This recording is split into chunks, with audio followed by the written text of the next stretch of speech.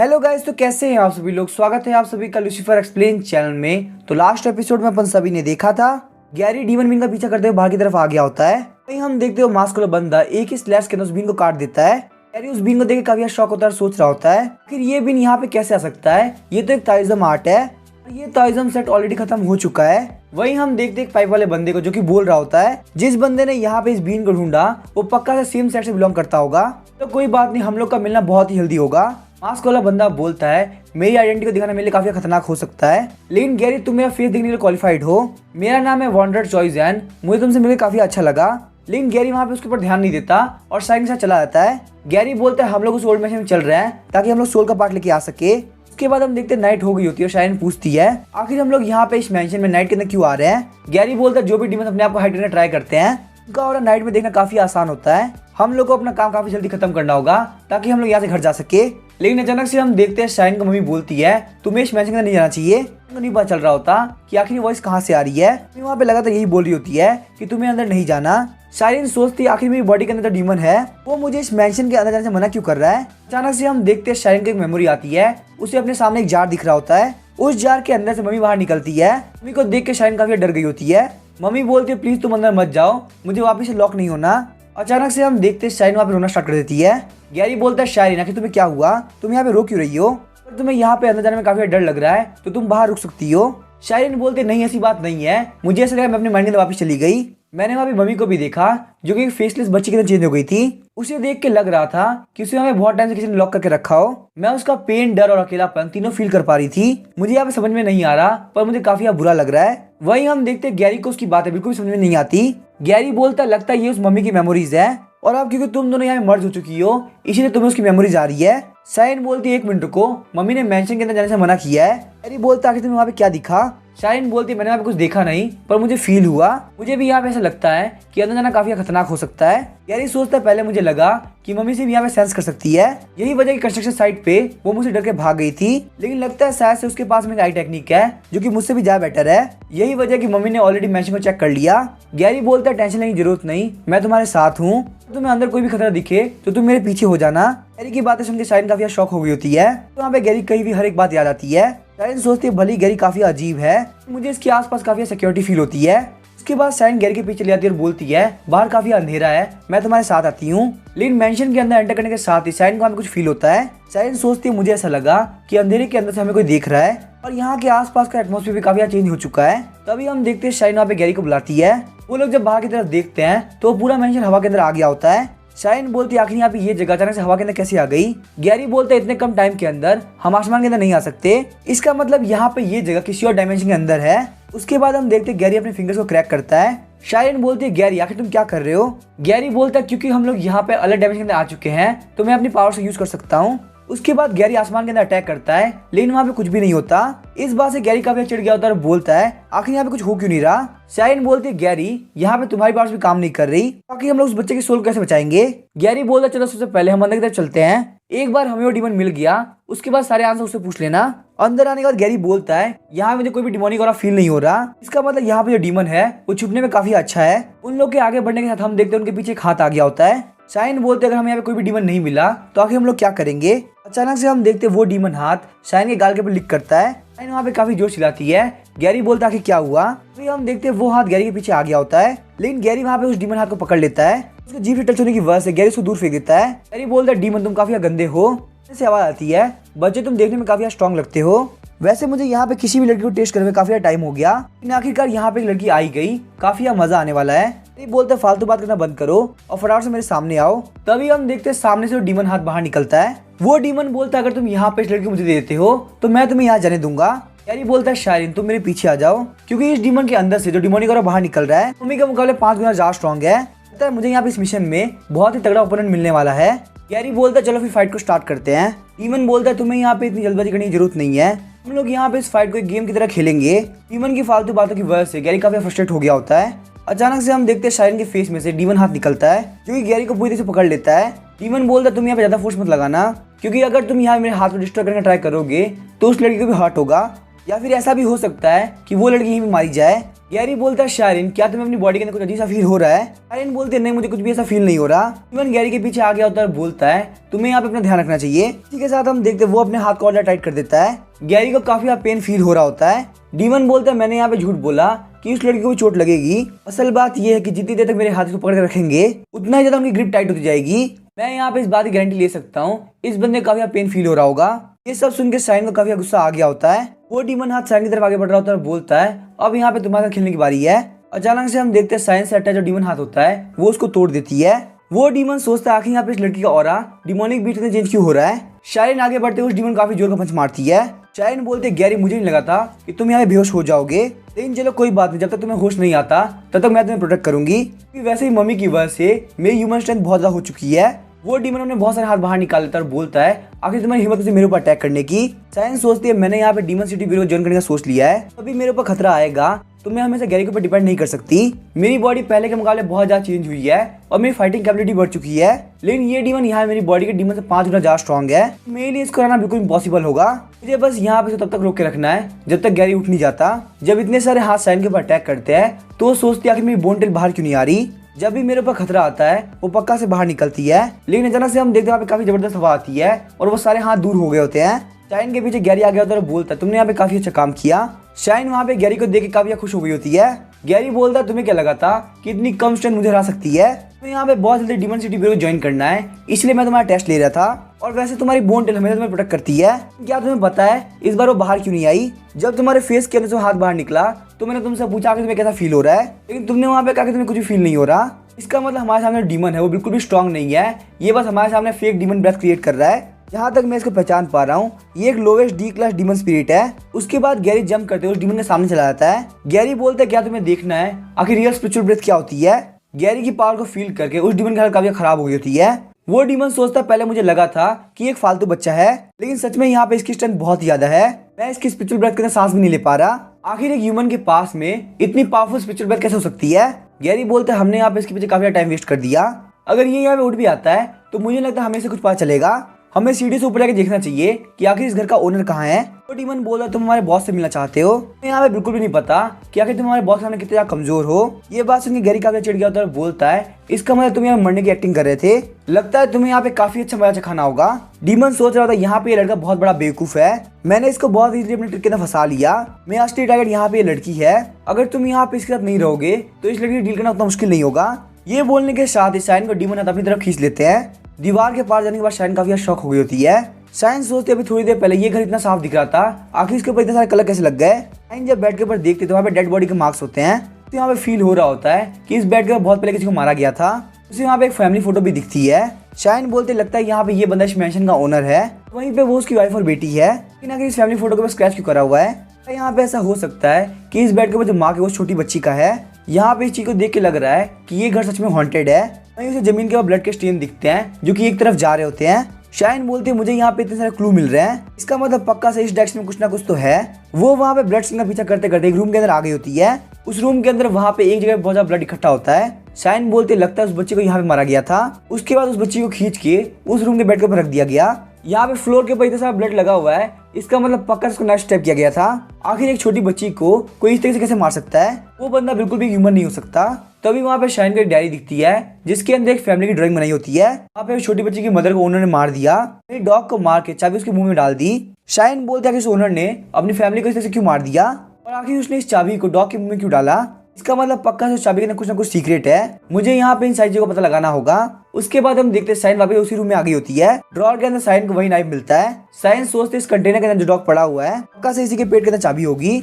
अब मैंने यहाँ पे डीमन सिटी ब्यूरो ज्वाइन करने का सोच लिया है, मुझे यहाँ पे ये सारे काम तो करने ही होंगे। उसके बाद हम देखते हैं वो उस कंटेनर को तोड़ देती है और उस डॉग के पेट के अंदर से वो चाबी बाहर निकाल देती है। शायरिन बोलती गई जब ये देखेगा तो काफी इंप्रेस होगा। तो पीछे की तरफ देखते तो उसे वहाँ पे एक तिजोरी मिलती है। तिजोरी को खोलने पे उसे वहाँ पे एक नोटबुक दिखती है। उन्होंने लिखा था आज मेरे लिए काफी पेनफुल डे है, फैमिली की हालत काफी खराब हो चुकी है, मेरा बिजनेस यहाँ पे खत्म होने के कगार पे है, मैं अपनी वाइफ और बेटी को काफी अच्छी लाइफ देना चाहता था, मैं यहाँ पे कुछ भी नहीं कर पा रहा हूँ, मैं बिल्कुल यूजलेस हूँ, अपने बिजनेस के अंदर इतना खो चुका था कि मैंने अपनी फैमिली के ऊपर ध्यान ही नहीं दिया। मुझे बस यहाँ पे ये पता था कि मुझे अपनी फैमिली के लिए पैसा कमाना है। हालांकि हमारे पास गांव के पास में पुराना मेंशन है, तो हम सभी लोगों ने डिसाइड किया कि हम लोग शांति से उसी घर में रहेंगे। मेरी वाइफ ने बोला हम लोग अपनी बेटी को पढ़ाएंगे और काफी अच्छा इंसान बनाएंगे। लेकिन पता नहीं आगे क्या हुआ, इस घर में आने के बाद सब कुछ चेंज हो गया। मेरी वाइफ मुझे काफी प्यार करती थी, लेकिन फाइनली अब लग रहा था कि वो सब कुछ झूठ था। मुझे यहाँ पे ऐसा फील हो रहा था कि वो सर्वेंट के साथ मिलकर मुझे मारना चाहती है। मुझे यहाँ पे सर्वेंट को पहले ही बाहर निकाल देना चाहिए था।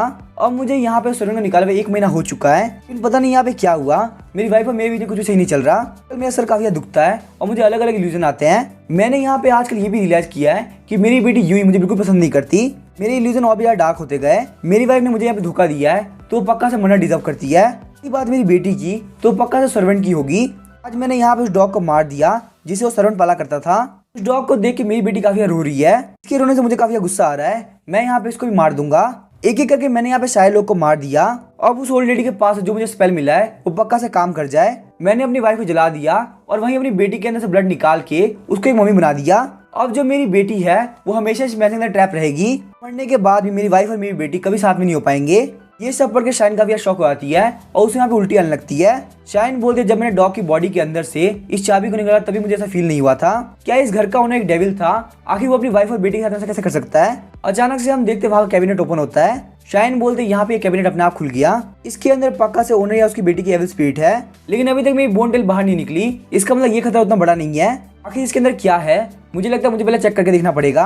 लेकिन तभी वो काफी शौक हो जाती है, सोचती है यहाँ पे सब कुछ इतना स्मूथली चल रहा है। वो छोटी बच्ची की सोल है, वो मुझे यहाँ पे सारे क्लू दे रही है। और जहाँ तक मुझे लगता है बाहर जो डीमन स्पिरिट थी वो पक्का से इस घर के ओनर की थी।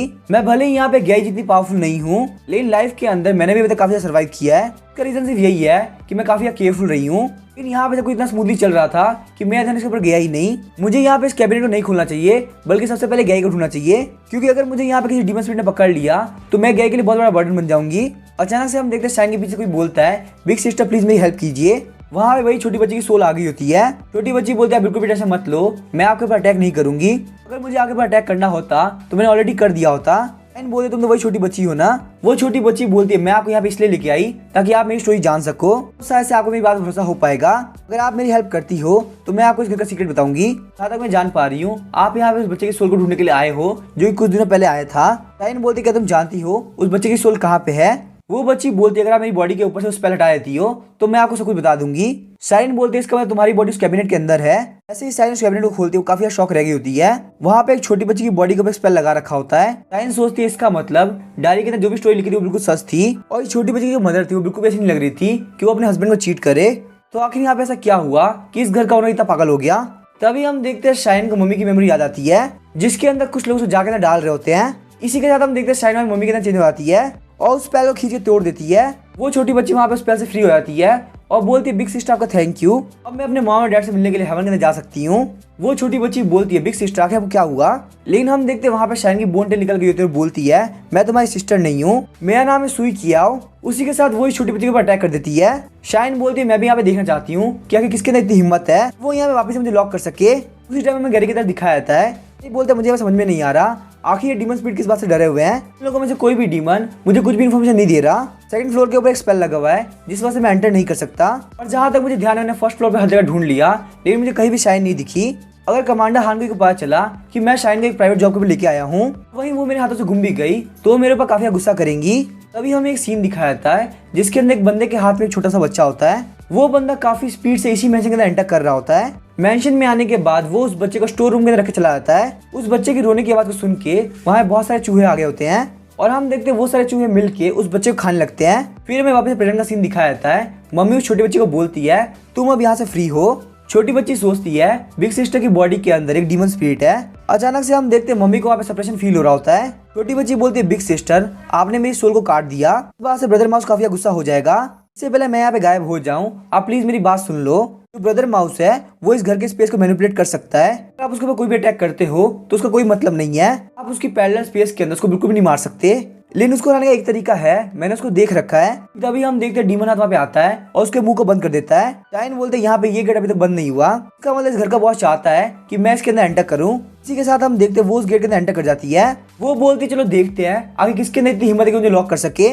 उस छोटी बच्ची की सोल वहाँ पे एक माउस के अंदर चली गई होती है। वो माउस बोलता है कि मैं सिस्टर की सोल को खा लूँ तो वो हमेशा मेरे साथ रहेगी। हम देखते हैं इस माउस का फेस बिल्कुल उसी बच्चे की तरह होता है। इस बच्चे को उस मेंशन के अंदर बाकी सारे माउस ने खाया था। वो ब्रदर माउस बोलता है अब क्योंकि यहाँ पे सिस्टर खत्म हो चुकी है तो आप मेरे साथ खेलोगे। मम्मी गुस्सा करते हुए बोलते फटाफट उस बच्ची को जाने दो वरना मैं तुम्हें यहाँ पे खत्म कर दूंगी। ब्रदर माउस बोलता है मुझे ये बात बिल्कुल पसंद नहीं कि कोई मेरे ऊपर गुस्सा करे। बिग सिस्टर अगर आप यहाँ पे गुस्सा करोगी तो ना चाहते मुझे आपको भी खाना पड़ेगा। मम्मी आगे बढ़ते हुए बोलती है अगर तुम्हारे पास इतनी स्ट्रेंथ है तो तुम ट्राई कर सकते हो। ब्रदर माउस बोलता है बिग सिस्टर क्या आपको सिस्टर ने पहले नहीं बोला इस पैरेलल स्पेस के अंदर मैं गॉड हूँ, मुझे यहाँ पे कोई भी हरा नहीं सकता। तभी हम देखते हैं ब्रदर माउस जब अपनी 2 उंगली को टच करता है मम्मी का एक पैर वहाँ पे टूट जाता है। पैर टूटने की वजह से मम्मी काफी जोर चिल्लाती है। ब्रदर माउस बोलता है बिग सिस्टर प्लीज मुझे माफ कर दीजिए, लेकिन अगर आप मेरी बात नहीं मानोगी तो मेरे पास और कोई चारा नहीं होगा। अगर आपको मेरे साथ नहीं रहना तो मैं आपका दूसरा पैर भी तोड़ दूंगा। तो अब बताओ क्या आपको अब जाना है। मैंने यहाँ पे डीमन स्पिरिट को इसलिए नहीं रख रखा कि वो मेरे साथ खेल सके, बल्कि वो मेरे लिए वो सामान लेके आते हैं यहाँ पे ह्यूमंस यूज करते हैं। कल जो मुझे हेड वाला ब्रदर मिला था वो बिल्कुल मेरी तरह है, तो इसीलिए मैंने उसको अपने साथ रख लिया।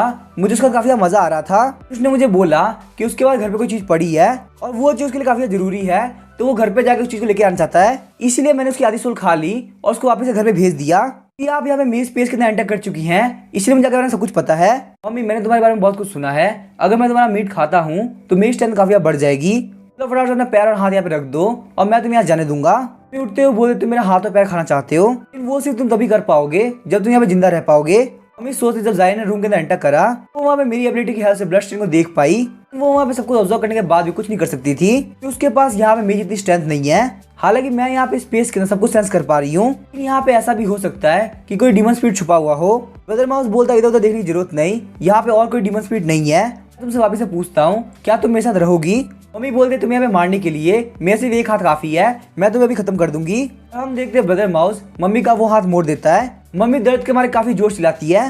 ब्रदर माउस बोलता है फालतू की जिद करना बंद करो, मेरे लिए स्पेस के अंदर तुम्हें मारना बिल्कुल चींटी के मसले के बरोबर है। देखो आपका ब्लड मेरी बॉडी का गिर चुका है, मुझे देख के काफी बुरा लग रहा है। मम्मी बोलती है अब तुम नहीं बचने वाले। ब्रदर माउस बोलता है बिग सिस्टर आखिर आप क्या बोल रही हो, मुझे यहाँ पे कुछ भी सुनाई नहीं दे रहा। मम्मी चिल्लाते हुए बोलती है मैं अपनी बात को मरे हुए लोगों के लिए रिपीट नहीं करती। देखते हैं मम्मी का सारा ब्लड एक बॉल के अंदर कन्वर्ट हो गया होता है और मम्मी के मुट्ठी बंद करने के साथ ही वहाँ पे काफी बड़ा धमाका होता है। उस धमाके की वजह से ब्रदर माउस की बॉडी के अंदर से सारी सोल्स बाहर निकलने लगती है। बोलते उसकी बॉडी के अंदर सारी सोल्स बाहर निकल गई, फिर भी आसपास की सराउंडिंग ऐसी क्यों लग रही है। इस ब्रदर माउस के मरने के साथ ही यहाँ पे बेड टूट जाना चाहिए था। हम देखते छोटी बच्ची की सोल बोलती है बिग सिस्टर मैंने यहाँ पे इसकी रियल फॉर्म देख रखी है, इसलिए में एक ब्लैक मॉन्स्टर है और यहाँ पे ब्रदर माउस ऐसा इसीलिए बना है क्योंकि इस ब्लैक मॉन्स्टर ने एक बच्चे को और बहुत सारे माउस को एक साथ में खा लिया। टीवी की बॉडी है वो 3rd फ्लोर पे पड़ी हुई है, तो अगर आपको ब्रदर माउस को कम्प्लीटली खत्म करना है तो उसकी बॉडी को डिस्ट्रॉय करना होगा। तभी हम देखते हैं वो ब्लैक मॉन्स्टर वहाँ पे छोटे बच्चे को पकड़ लेता है। ब्लैक मॉन्स्टर बोलता है कि सारे लोग मुझे अकेला क्यों छोड़ना चाहते हैं, मैं यहाँ पे किसी को भी इस जगह नहीं छोड़ने दूंगा, यहाँ पे मेरी स्पेस से कोई बाहर नहीं निकल सकता।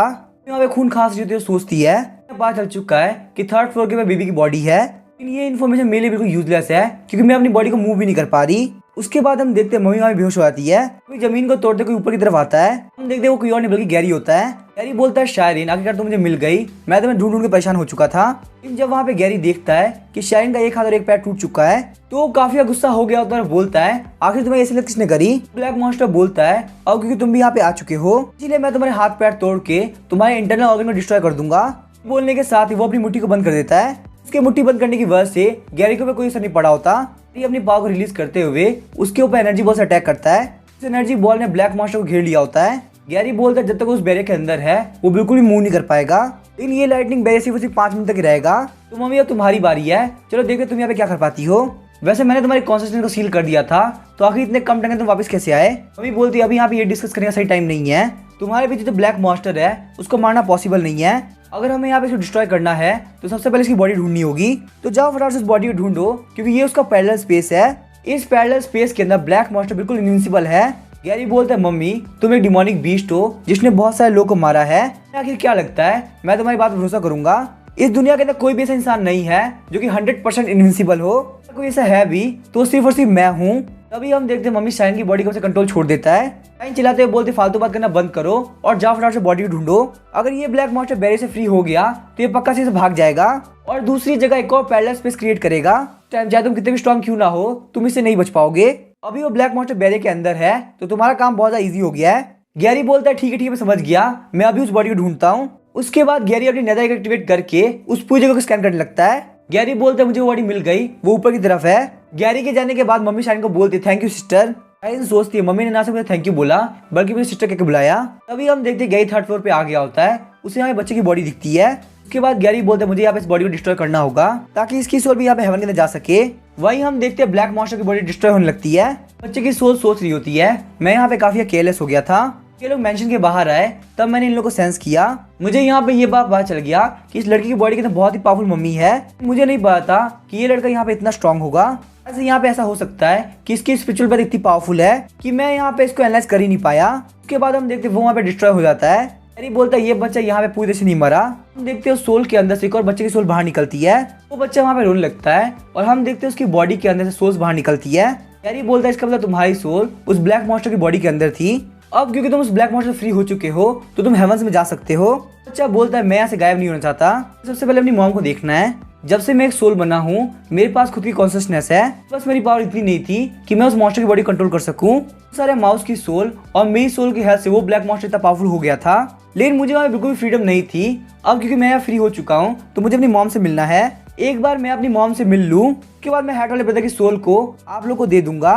हैरी बोलता है हर सोल को एक ना एक दिन हेवन में जाना ही होता है और क्योंकि तुम यहाँ पे हम लोग को धमकी दे रहे हो इसका मतलब तुम्हें हमारे पर बिल्कुल भरोसा नहीं। हम तुम्हारी बात को मान भी जाते हैं कि हैट वाले बंदे की सोल कुछ घंटे में गायब हो जाएगी। तुम्हारी मॉम को इतने कम टाइम के अंदर ढूंढना बिल्कुल इम्पॉसिबल है। ये बात सुनने के बाद वो बच्चा काफी जोर जोर से रोने लगता है। बोलता है तो यहाँ पे कोई भी रीजन नहीं जानना, मुझे अपनी मॉम से मिलना है। अगर तुम लोग मुझे मेरी मॉम से नहीं मिलाओगे तो यहाँ से कोई भी नहीं आ सकता। गैरी बोलता है सच में बच्चों को कोई बात समझाना काफी मुश्किल होता है। शाइन बोलते तुमने इसकी बॉडी खत्म कर दिया था ना, आखिर यहाँ पे इस बच्चे की सोल गायब क्यों नहीं हुई। यहाँ तक ये अपने पैरेलल स्पेस की स्किल को यूज कर पा रहा है। गैरी बोलता है ये इस बच्चे की एविल स्पिरिट है क्योंकि ब्लैक मॉन्स्टर की बॉडी के अंदर बहुत टाइम से रह रही थी और जहाँ तक मैं पहचान पाया हूँ वो ब्लैक मॉन्स्टर एक पैरासाइट डीमन है। शाइन बोलते पैरासाइट डीमन आखिर ये क्या होता है। गैरी बोलता है मुझे इसके एट्रीब्यूट के बारे में नहीं पता लेकिन फोन के अंदर सिग्नल आ रहा है, हमें बहुत इजीली चेक कर पाएंगे। तभी हमें ब्लैक मॉन्स्टर के बारे में बताया जाता है। ये एक ऐसा डीमन है जो कि पैरेलल स्पेस को क्रिएट कर सकता है। इसका पैरेलल स्पेस सिर्फ और सिर्फ एक छोटे से होल जितना होगा लेकिन ये अपने से वीक सोल को एब्जॉर्ब करने के बाद पैरेलल स्पेस की रेंज को और ज्यादा बड़ा कर सकता है। जो पैरेलल स्पेस होती है ये बहुत ज्यादा पावरफुल होती है। अपने पैरेलल स्पेस के अंदर 10 मीटर के रेडियस में ये किसी को भी एयर डैमेज कर सकता है। गैरी बोलता है हम यहाँ पे इसके बारे में इतनी चीज जान चुके हैं लेकिन इसका कोई फायदा नहीं क्योंकि ये पैरेलल स्पेस यहाँ बच्चे की सोल ने बनाई है। हालांकि इसका रेंज काफी कम है लेकिन बाहर वाले पैरेलल स्पेस के मुकाबले ये पैरेलल स्पेस बहुत ही स्ट्रॉन्ग है। शाइन बोलती है लेकिन बाहर वाले पैरेलल स्पेस पे तुम्हारे भी अटैक कोई काम नहीं किए थे। इसका मतलब ये है कि हम यहाँ पे ट्रैप हो चुके हैं। गैरी बोलता है टेंशन मत लो, हम यहाँ से निकलने का कोई ना कोई रास्ता ढूंढ लेंगे। और सबसे बड़ी बात जब हम लोग बाहर थे तो मैंने अपनी फुल पावर यूज नहीं किया था। शाइन बोलती है लेकिन आखिर तुमने ऐसा क्यों किया। गैरी बोलता है अगर मैं अपनी फुल पावर यूज करता तो तुम्हारी लाइफ बहुत बड़े खतरे में आ जाती। शाइन बोलती है इसका मतलब फर्स्ट मिशन के अंदर मैं तुम्हें बिल्कुल भी हेल्प नहीं कर पाई, मैं तुम्हारे पे एक बर्डन बन गई। गैरी बोलता है तुमने यहाँ पे काफी हेल्प करी है, तुम्हारी वजह से ब्लैक मॉन्स्टर मर पाया। तुमने नहीं बताया होता कि यहाँ पे एक बॉडी भी है तो हम लोग कुछ भी नहीं कर पाते। ऐसा भी हो सकता था कि मैं अपनी पावर ज्यादा यूज करता और जो हैट वाले बच्चे की सोल है वो भी शैटर हो जाती। थंडर शील्ड टेक्निक है उसके 7 स्टेज है। मैंने ऑलरेडी 2 स्टेज देख रखे हैं, फर्स्ट और थर्ड स्टेज। मेरी जो थंडर शील्ड टेक्निक है उसकी डिस्ट्रॉय करने की रेंज काफी बड़ी है। इसीलिए माउंटेन से उतरते वक्त मैंने अपने मास्टर को प्रॉमिस किया था कि मैं यहाँ पे सिटी के अंदर इस थंडर शील्ड टेक्निक को 2 स्टेज से यूज नहीं करूंगा। हालांकि मैं यहाँ पे इस सिचुएशन के अंदर भी उसको यूज नहीं कर सकता लेकिन मैं यहाँ पे प्योर फिजिकल अटैक जरूर से कर सकता हूँ। उसके बाद हम देखते हैं गैरी अपनी एनर्जी को रिलीज करता है। देखिए वो छोटी बच्ची की सोल काफी डर गई होती है। छोटी बच्ची बोलती है बेबी ब्रदर प्लीज उन लोग को जाने दो, तुम्हें यहाँ पे ऑलरेडी पता है एल्डर ब्रदर बहुत ज्यादा पावरफुल है, यहाँ पे उनके सामने कुछ भी नहीं कर पाओगे। तो वो बच्चा बोलता सिस्टर मैं जानता हूँ आपके साथ भी काफी बुरा हुआ लेकिन कम से कम आपके पास आके मॉम और डैड तो थे, मेरे साथ बहुत ज्यादा बुरा हुआ। मेरे डैड ने मुझे माउस के पास छोड़ दिया ताकि वो मुझे खा ले। मेरी मॉम को पता चला होगा कि मैं वहाँ से गायब हो चुका हूँ, मेरे लिए काफी टेंशन कर रही होगी। यहाँ भी यही सोच रही होगी कि आखिर उनका बच्चा कब आएगा। यहाँ पे जो भी मेरी मॉम को मुझे ढूंढने से रोकेगा मैं उसको मार दूंगा। ये बोलने के साथ ही हम देखते हैं उसकी बॉडी के रेड कलर की लाइंस आ गई होती है। बच्चे की सोच रही होती है, इसके मन के अंदर का हेट बढ़ता जा रहा है, इसीलिए यहाँ पे इसकी सोल और ज्यादा डिमोनिक हो चुकी है। छोटी बच्ची बोलती बेबी ब्रदर मेरी बात सुनो, तुम जैसा सोच रहे वैसा बिल्कुल भी नहीं है। तो बच्चा बोलता है सिस्टर प्लीज मुझे मत रोको, कम से कम आपके पास में काफी अच्छे फादर थे। मुझे यहाँ पे इस ब्लैक मॉन्स्टर की मेमोरी याद है, आपके फादर बिल्कुल भी एक बुरे इंसान नहीं थे। इस ब्लैक मॉन्स्टर ने सबसे पहले जिसको कैप्चर किया था वो कोई और नहीं बल्कि आपके फादर थे। आपके फादर कंट्रोल करते हुए फैमिली के सारे लोगों को मार दिया ताकि वो यहाँ पे इस मेंशन को हॉन्टेड हाउस बना सके। उसके बाद कोई भी इस मेंशन में रहने के लिए नहीं आएगा और वो ब्लैक मॉन्स्टर आराम से इस मेंशन के अंदर रह पाएगा। पूरी फैमिली को मारने के बाद उसने आपके फादर को मजबूर किया कि वो यहाँ पे खुद को भी मार ले। उसके बाद उसने मेरी बॉडी को चूज किया क्योंकि छोटे बच्चे का माइंड कंट्रोल करना काफी इजी होता है। टाइम के साथ जब मुझे समझ में आया तो मुझे पता चला कि वो ब्लैक मॉन्स्टर मुझे बहुत इजीली कंट्रोल कर पा रहा है। तभी हम देखते हो छोटी बच्ची बेबी ब्रदर गले लगाती है। वो बोलती है सच बताने के लिए थैंक यू। मुझे हमेशा से लगा कि मेरे फादर ने जो भी किया उसके पीछे एक रीजन होगा।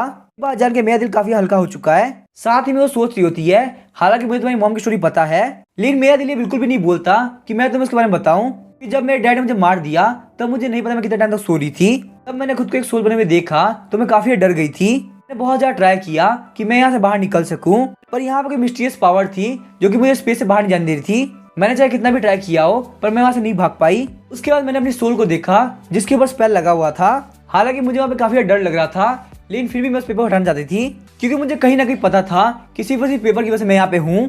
उस पेपर को टच करते मुझे पता चला कि मेरी सोल इसी वजह से यहाँ पे ट्रैप है। मेरे पास मेरी थोड़ी बहुत कॉन्शियसनेस थी, मुझे ना तो डर लग रहा था और ना ही मुझे रोना आ रहा था। मैं वहाँ पे लगभग भूल चुकी थी कि आखिर मैं हूँ कौन। तो अकेलापन को छोड़ के एक और चीज थी जो कि मेरे दिल के अंदर बहुत ज्यादा थी, जो कि था हेटरेड। मुझे हर चीज से काफी नफरत हो रही थी, लेकिन जैसे ही मेरे मन के अंदर हेटरेड आया मुझे वहाँ पे एक बच्चे की रोने की आवाज सुनाई दी। मुझे लगा कि मैं वहाँ पे हेलुसिनेट कर रही हूँ। तो उसके बाद मुझे मेंशन के बाहर दो लोगों के आर्गुमेंट की आवाज सुनाई दी। मैं वहाँ पे उन लोगों की बात क्लियरली सुन तो नहीं पा रही थी। मैंने वहाँ पे एक बहुत ही डरावनी चीज देखी। वहाँ पे एक लेडी एक बंदे को काफी चिल्ला रही थी। वो बोल रही थी तुमने हमारे बच्चे को अंदर छुपा दिया, यहाँ तक तुम मुझे मना कर रहे हो कि हम लोग ऑफिसर को ना बताए। वो बंदा बोलता क्या तुम्हारा दिमाग खराब है, मास्टर की फैमिली का हमेशा कोई भी लेन देन नहीं है। वो लेडी बोलती है तुमने जब मैडम को फेक लेटर लिखा था, मैंने उस लेटर को कचरे के अंदर देखा था। मैं मैडम के साथ बचपन से रही हूँ, इसीलिए मुझे पता है मैडम कैसी इंसान है।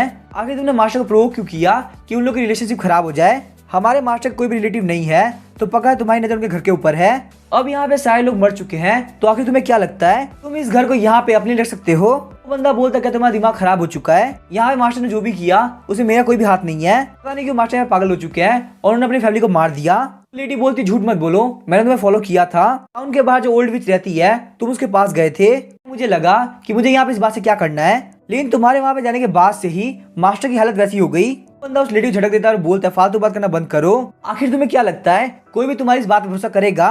वो लेडी बोलती तुम्हारे कहने के हिसाब से मैं फालतू बात कर रही हूँ। तो मास्टर के मरने के बाद तुमने सारे लोगों की बॉडी को इस पेड़ के नीचे क्यों गाड़ दिया। तुम यहाँ पे इस बात को छुपाना चाहते हो कि वो सारे लोग मर चुके हैं। तुमने मास्टर की हैंडराइटिंग कॉपी करते हुए इस मेंशन को अपने नाम कर लिया। एक बार जब यहाँ पे गार्ड्स को उन लोगों की बॉडी मिल जाएगी तो आखिर तुम क्या जस्टिफाई करोगे। मास्टर और मैडम का बिहेवियर हमारे लिए काफी अच्छा था, जिसमें तुम बिल्कुल भी ह्यूमन नहीं हो। लेकिन तभी हम देखते वो बंदा उस लेडी को अटैक करने के लिए आगे बढ़ता है। छोटी बच्ची आगे बताती है जब मैंने उस बंदे को उस लेडी को मारते हुए देखा तब मैंने डिसाइड किया कि मैं अपने मन के हेट को खत्म कर दूंगी। उस लेडी को मार के काटने के बाद वो बंदा मेंशन के अंदर गया और फिर मैंने वापस कभी नहीं देखा। हम देखते हैं जैसे ही बंदा मेंशन के अंदर एंटर करता है देखता है ऑलरेडी उसके बच्चे को माउस ने खा रखा है। देखिए वो काफी शॉक रह गया होता है। वो ब्लैक मॉन्स्टर बोलता है डैडी, तो आखिरकार आप यहाँ पे आ गए। वो बंदा डर के काफी स्पीड से भागने लगता है, लेकिन हम देखते हैं उस ब्लैक मॉन्स्टर ने वापस को मार दिया होता है। छोटी बच्ची बोलती वो दोनों पक्का तुम्हारे मॉम और डैड होंगे, तुम यहाँ पे बिल्कुल भी अब अकेले नहीं रहोगे। इसके साथ हम देखते हैं वहाँ पे काफी एनर्जी रिलीज हो रही होती है। ये देखिए गैरी भी काफी शॉक होता है। शायरीन सोचती है पहले मैंने बच्चों को भागते हुए देखा था, इसका मतलब शायद से ये बच्ची यहाँ पे इल्यूजन क्रिएट कर सकती है। उस छोटी बच्ची ने इल्यूजन से वहाँ पूरी फैमिली बना दी होती है। वो बोलती है ब्रदर एंड सिस्टर हम लोग को फ्री करने के लिए थैंक यू। और वैसे सिस्टर आपकी बॉडी के अंदर जो स्पिरिट है उसको भी मेरे से थैंक यू बोलना, क्योंकि उसने हमारी काफी हेल्प करी। उसने मेरे अंदर के सोल के पेन को फील किया, इसीलिए मेरे सोल को डिस्ट्रॉय करना चाहता था कि मैं यहाँ से फ्री होकर हेवन के अंदर जा सकूं। फाइनली आप लोग की वजह से हम लोग खुशी खुशी हेवन में जा सकते हैं। इसी के साथ हम देखते हैं उन लोग की सोल गायब हो गई होती है। उस मेंशन के आसपास का पैरेलल स्पेस भी हट गया होता है। गैरी सोचता है मैंने यहाँ पे कुछ भी नहीं किया और यहाँ का पैरेलल स्पेस हट गया कि वो छोटी बच्ची थी कौन। वो लोग यहाँ पे हैट वाले बच्चे की सोल को छोड़ के चले गए। उसके बाद हम देखते गैरी अपनी डीमन बॉल के अंदर उस सोल को कैप्चर कर लेता है। गैरी बोलता लगता जब मैं यहाँ पे नहीं था तब यहाँ पे बहुत सारी चीजें हुई। शायरीन बोलते ये मैटर काफी कॉम्प्लिकेटेड है, यहाँ तक कि मुझे भी पूरी बात समझ में नहीं आई है। गैरी बोलता तुम्हें इतना बोलने की जरूरत नहीं है, तुम्हारी बॉडी में काफी पेन हो रहा होगा। तभी हम देखते हैं गैरी शायरीन को अपने हाथों में उठा लेता है। शायरीन बोलते हैं तुमने अचानक से मुझे ऐसे क्यों उठा लिया। गैरी बोलता क्या तुम यहाँ पे रेंगते हुए घर जाने वाली हो। शायरीन बोलते अगर यहाँ पे स्पिरिट्स है तो रीइंकार्नेशन जरूर होती होगी। दोनों बच्चे जो गायब हुए क्या वो लोग आफ्टर लाइफ मिलेंगे, क्या यहाँ पे ऐसा पॉसिबल है कि वो लोग अपने फैमिली मेंबर से मिल सके। गैरी बोलता है डीमन स्पिरिट इस वर्ल्ड के अंदर है ये तो मैं जानता हूँ, मैं यहाँ पे नहीं जानता कि इस वर्ल्ड के अंदर गॉड है या नहीं। और जहाँ तक मैं जानता हूँ आफ्टर लाइफ के अंदर रीइंकार्नेशन जैसी कोई चीज नहीं होती। शायरीन बोलती वैसे मुझे यहाँ पे एक और क्वेश्चन पूछना है, जब तुमने मुझे इंजर्ड देखा तो आखिर तुम इतना गुस्सा क्यों हो गए। बात से गैरी काफी परेशान हो गया और बोलता है क्या तुम्हें यहाँ पे ऐसा क्वेश्चन पूछने की जरूरत है। गैरी बोलता है मैंने तुम्हें प्रॉमिस किया था कि मैं तुम्हें प्रोटेक्ट करूंगा, तुम यहाँ पे इतनी बुरी से इंजर्ड हो गई। अगर ये बात दुनिया में फैल गई तो सारे लोग मैं काफी मजाक उड़ाएंगे। ये बात सुनकर शायरीन काफी गुस्सा हो गई होती है। गैरी बोलता है आखिर यहाँ पे तुम्हारा मुंह इतना लाल क्यों हो गया। उसके बाद हम देखते गैरी बॉस को बोलता है मैंने आगे बेटे की बॉडी के अंदर सोल के पार्ट को डाल दिया है, 1 घंटे सोने के बाद वो बिल्कुल ठीक हो जाएगा। तो बॉस बोलता है थैंक यू, तुमने मेरी काफी हेल्प करी, मैं बहुत ही जल्दी तुम्हारे अकाउंट के अंदर पैसा ट्रांसफर कर दूंगा। और यहाँ पे तुम्हारी साथ वाली लड़की को काफी चोट लग चुकी है, यहाँ पे काफी बुरा लग रहा है, तुम लोगों ने वहाँ पे काफी खतरनाक फाइट करी होगी। गैरी बोलता है मैंने आपको पहले ही बोला था ऐसा कुछ भी नहीं हुआ है, यहाँ पे गलती से गिर गई और इसे चोट लग गई, मेरे रहते हुए इसके ऊपर कोई भी डीमन अटैक नहीं कर सकता, मैं बहुत ही ज्यादा पावरफुल हूँ। उसके बाद गैरी जाते हुए बोलता है हमारे लिए कार का इंतजाम करो, हम लोग यहाँ से जा रहे हैं। बॉस बोलता है 1 मिनट रुको, मेरे पास तुम्हारे लिए एक और मिशन है। यहाँ पे नहीं पता तुम लोग ये मिशन करोगे या नहीं, क्या तुम मुझे यहाँ पे इस बीन के बारे में बता सकते हो। गैरी बोलता है डीमन स्पीड से फाइट करने के लिए बहुत सारी पावर्स आई। टाइम के साथ साथ इन सारे लोगों ने अलग अलग सेट बना लिए। हर एक सीक्रेट सेट के पास में खुद की एक यूनिक स्किल होती। इन सारे सेट में से 5 बहुत ही पावरफुल फेमस सेट थे। उन 5 सेट का नाम था ताओइस्ट सेक्ट, वुजी सेक्ट, जियांगजी सेक्ट, जिंगजी सेक्ट और मोजी सेक्ट। पांचों सेट के अंदर से जो ताओइस्ट सेक्ट था सबसे ज्यादा पावरफुल था। और यहाँ पे इस सेट की सबसे स्पेशल बात ये थी कि ये 2 पार्ट में डिवाइडेड था, माओशन फैक्शन और फेंगजियान फैक्शन। जो माओशन फैक्शन था वो क्लोज कॉम्बैट और प्रॉप्स यूज करने में काफी अच्छा था। और वहीं सबसे कमाल की बात तो ये थी कि लोग स्पिरिचुअल ब्रेथ के अंदर विंड, थंडर, फ्लेम और गोल्ड को कल्टीवेट करते थे। इस वजह से उन लोगों की फाइटिंग एबिलिटी बहुत ही अच्छी थी। बात की जाए फेंगजियान फैक्शन की तो ये फैक्शन यहाँ पे astrology, divination, self cultivation, alchemy, knowledge और लर्निंग इन सारी चीजों पे ध्यान देते थे। लोग की एक्टिविटी भी इन्हीं सारी चीजों से रिलेटेड थी। लेकिन पता नहीं क्यों फेंगजियान फैक्शन ने डीमन स्पीड को पकड़ने में पार्टिसिपेट नहीं किया, बल्कि वो लोग पॉलिटिक्स में इन्वॉल्व होके एम्पर के एडवाइजर बन गए। लोग को एडवाइजर होने की वजह से काफी रेस्पेक्ट मिली। लेकिन वहाँ पे उन लोग का अच्छा टाइम ज्यादा देर तक नहीं चला। ह्यूमंस और डीमंस के बीच में जो पहली लार्ज स्केल वॉर हुई वो सारे सीक्रेट सेट के लिए काफी भारी पड़ी। फाइनली जब डीमंस बहुत भारी पड़ने लगे तो फेंगजियान सेट को भी एम्पर ने फाइट करके भेज दिया, जिस वजह से फेंगजियान फैक्शन बुरी तरह से डिस्ट्रॉय हो गया। बॉस बोलते डीमन सिटी ब्यूरो के डाटाबेस रिकॉर्ड के अंदर भी यही बताया गया है कि फेंगजियान फैक्शन पूरी तरह से खत्म हो चुका है। आखिर ये ब्लैक बीन आया कहाँ से और उसने मेरे बेटे के ऊपर अटैक क्यों किया। गैरी बोलता है यहाँ पे ये बात तो पक्की है कि ये जो ब्लैक बीन टेक्निक है ये फेंगजियान फैक्शन की है। डिमोनिक स्पीड के साथ प्लांटिंग कंबाइन करना ये सिर्फ वही बंदा कर सकता है जिसकी कल्टीवेशन काफी हाई हो। और यहाँ पे ये बात तो पक्की है कि इस टेक्निक को सेट से बाहर नहीं भेजा गया, तो ये काम पक्का से उस बंदे का है जो कि फेंगजियान फैक्शन में डिस्ट्रॉय होते वक्त सर्वाइव कर गया हो। बॉस बोलता है वैसे मैं आपसे काफी कुछ पूछ रहा हूँ, लेकिन मैं आपसे एक और क्वेश्चन पूछना चाहूंगा, यहाँ पे ये ब्लैक बीन कोई क्यों यूज करता है। गैरी बोलता है यहाँ पे इस ब्लैक बीन को यूज किया जाता है किसी के पास स्पाई करने के लिए। यहाँ पे कोई ऐसा बंदा है जो कि आपके ऊपर हर वक्त ध्यान रखना चाहता है, और जहां तक मुझे लगता है इसके पीछे का रीजन हो सकता है आपका बिजनेस। लेकिन मैं यहाँ पे आपको ये बात बताना चाहूंगा कि बेटे के गायब होने में इस ब्लैक बीन वाले बंदे का कोई हाथ नहीं है। मुझे यहाँ पे नहीं जानना कि उस बंदे और आपके बीच में क्या रिलेशनशिप है, क्योंकि वो बंदा सेम सेक्ट से आता है जिस सेक्ट से मैं हूँ, और वहीं उसको ब्लैक बीन टेक्निक भी आती है। इतने पावरफुल फेंगजियान फैक्शन के बंदे ने ऐसा काम किया, मुझे उस बंदे से फटाफट से मिलना होगा। उसके बाद हम देखते हैं गैरी शाइन को लेकर वहाँ चला जाता है। गैरी को जाता हुआ देख के बॉस बोल रहे होते हैं भाई जन तुमने यहाँ पे काफी देर से कोई वर्ड नहीं बोला, तुम्हारे कैरेक्टर को बिल्कुल भी सूट नहीं करता, क्या यहाँ पे कोई बात है जो तुम मुझे बोलना चाहते हो। हम देखते हैं चॉइजन फिर भी कुछ नहीं बोलता। बॉस चिल्लाते हुए बोलते हैं चॉइजन तुम यहाँ पे मास्क के पीछे सो रहे हो। चॉइजन बोलता है क्या गैरी यहाँ जा चुका है। चॉइजन बोलता है गैरी को देख के मुझे पता चला कि यहाँ पे सच में ऐसे बंदे हैं जो कि काफी पावरफुल है, अगर मैंने अपनी ट्रेनिंग को नहीं बढ़ाया तो मैं काफी पीछे रह जाऊंगा। चॉइजन मास्क उतारते हुए बोलता है गैरी इसीलिए यहाँ पे डीमन सिटी ब्यूरो का बेस्ट ऑफिसर है, डीमन सिटी ब्यूरो के पास मैं नहीं हूँ, बस मैं यहाँ पे रिजाइन करना चाहता हूँ, मैं बिल्कुल भी एक बॉडीगार्ड नहीं रह सकता, मुझे यहाँ पे डीमन सिटी ब्यूरो को ज्वाइन करना है। बॉस बोलता है क्या यहाँ पे सोने के बाद तुम्हारा दिमाग खराब हो चुका है। सीन शिफ्ट होता है और हमें एक असैसिन को दिखाया जाता है, बता रहा होता है कि तुम अपने एनिमी को अंडरस्टिमेट नहीं कर सकते, वो काफी पावरफुल है, तुम्हारा एनिमी बिल्कुल इस तरीके से है जैसे कि वो इस वर्ल्ड के अंदर एग्जिस्ट नहीं करता, तुम्हें उस बंदे के बारे में कोई भी इन्फॉर्मेशन नहीं मिल पाएगी। यहाँ बस एक बात कंफर्म है कि उसको स्पिरिचुअल ब्रेथ यूज करना आती है। तुम यहाँ पे मिशन कंप्लीट कर दो, उसके बाद रिवर के पास में तुम्हारे शिप खड़ी है, वहाँ से हाथों हाथ निकल जाना। हमें बताया जाता है इस असैसिन का नाम है जिन येजी। जिस बंदे ने वहाँ पे असैसिन को फोन किया होता है वो बोलता है फाइनली मेरा काम हो जाएगा। बटलर बोलता है मास्टर जो दूसरा वाला बंदा है वो कोहानी ग्रुप का काउंसलर है, तो इसका मतलब उसके पास एक्स्ट्रा ऑर्डिनरी एबिलिटी हो सकती है। क्या आपको यहाँ पे लगता है कोई नॉर्मल असैसिन उसको इतना इजीली मार लेगा। मास्टर बोलते टेंशन लेने की जरूरत नहीं, वो अपनी इंडस्ट्री के अंदर रैंक 1 पे है, इस बार तो उसका टारगेट सिर्फ काउंसलर है। पता ये बंदा जिन येजी अपने काम को काफी सीक्रेट तरीके से करता है। इसने एक बार 100 से ज्यादा टेररिस्ट को अकेले मार दिया, और सबसे ज्यादा डरावनी बात तो ये थी कि इसने सिर्फ एक ही बुलेट का यूज किया। बाद में वहाँ पे इन्वेस्टिगेशन हुई तो किसी को कुछ भी नहीं मिला। अपने काम के अंदर ये बंदा बहुत ही एक्सपर्ट है। एक बार वो काउंसलर मर जाए फिर मैं देखता हूँ कि कोहानी ग्रुप मेरे सामने कैसे टिक पाती है। जिन येजी बोलता है ये मेरा 112th ऑर्डर है, आज तक मैंने जितने मिशन अपने हाथ में लिए उनमें से एक भी फेल नहीं हुआ। अगर आप एक किलर हो तो आपके लिए सबसे जरूरी चीज ये है कि आपको आपके एनिमी के बारे में सारी चीजें पता हो। इस बार ये जो टास्क होने वाला है ये मेरा बहुत ही बड़ा टेस्ट होगा, मेरे पास अगले बंदे के बारे में बिल्कुल भी इन्फॉर्मेशन नहीं है। मैं उसको लगभग पिछले 1 महीने से ऑब्जर्व कर रहा हूँ। बंदे के बिहेवियर को एनालाइज करना काफी मुश्किल है।